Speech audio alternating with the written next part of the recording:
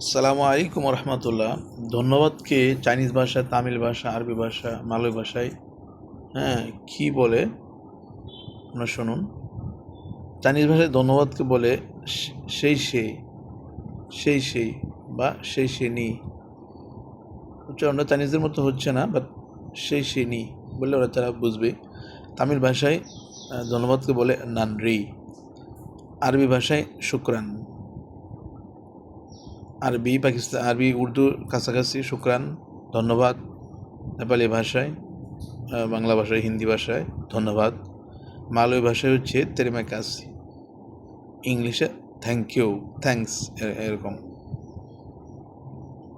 তাহলে আমরা ধন্যবাদকে কয়টা ভাষায় শিখলাম? চাইনিজ ভাষায় চাইনিজ বস্তুদেরকে আমরা বলতে পারি সেই সে নি, বা সে, তামিল নানরি, আরবি শুক্রান, মালয় তেরিমা কাসি।